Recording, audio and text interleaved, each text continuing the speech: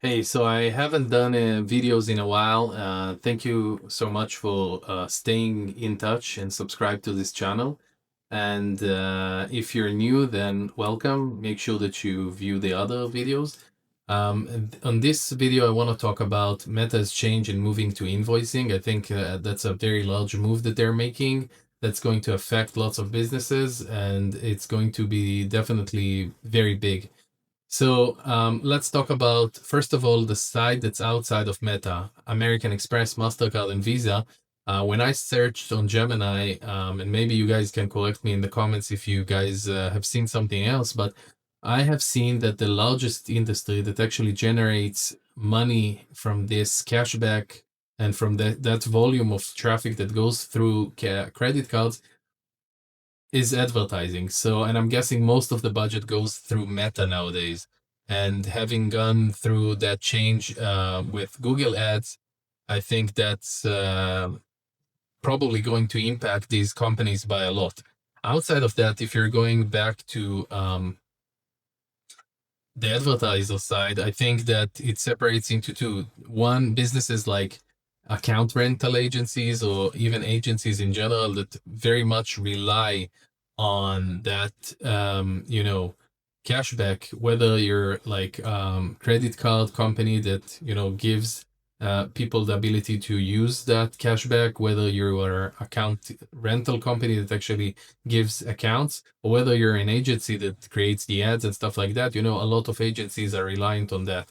On the other side, on the far end side, you have the brand owners and the affiliates and people who are actually, doing the 5%, 2%, sometimes 10, 15, 20%. So 3% out of that is a very, very large amount of money that's being taken from people. So I think it's going to have a major impact on a lot of people. I think that Meta is separated into different parts, and the person who actually made that decision had the 2% processing fee or whatever that Meta actually spends, but he didn't realize how much that impacts the end business. He probably is a person who never published a campaign or managed a campaign. So I think that's going to have a very big impact. I know that people are making changes to go out of their original BMs and shift to another BM. I don't think that's something that Meta would be able to stop, because at the end of the day, people are sharing pixels, people are using the same domains. So that's not something that they would be able to really block like Google does. Um, so I think it's a major change that's going to impact the industry in a very, very large way. I think American Express, Visa, and MasterCard are gonna probably make some changes later on. It's gonna take some time.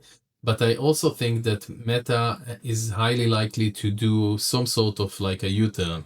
I think that once people are going to go out of being managed because they would have to go and open up different BMs, and once they see that people are shifting budgets into TikTok, Google, and Snapchat, which isn't going to be the main cause probably because it works, it doesn't work like Meta does.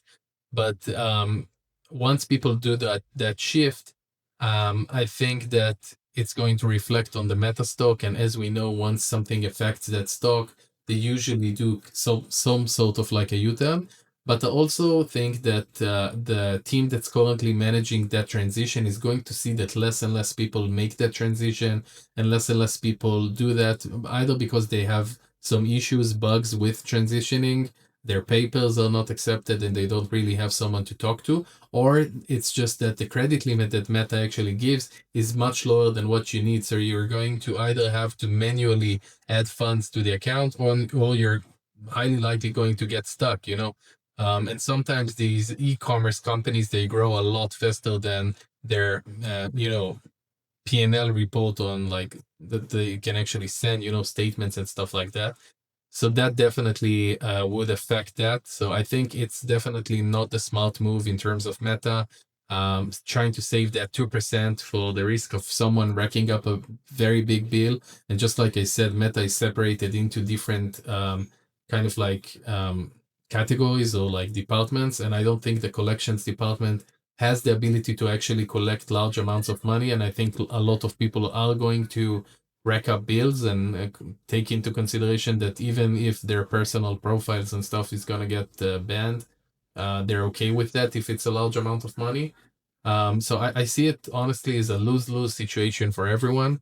Um, and I definitely think that we should be optimistic. I'm not optimistic in the short term, but definitely long term. I think that Meta is going to either do a big U-turn on that, or they're gonna actually really soften everything around how they actually enforce that change to a lot of advertisers.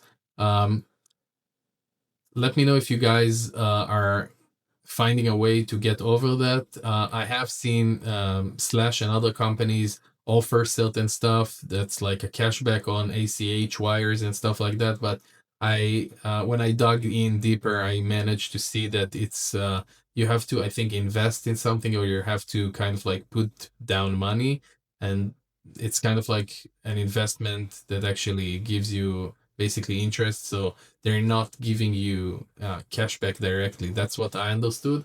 But let me know in the comments below if you guys found a solution around it, or what do you guys think, or if you got the mail to move to invoicing. That's very interesting.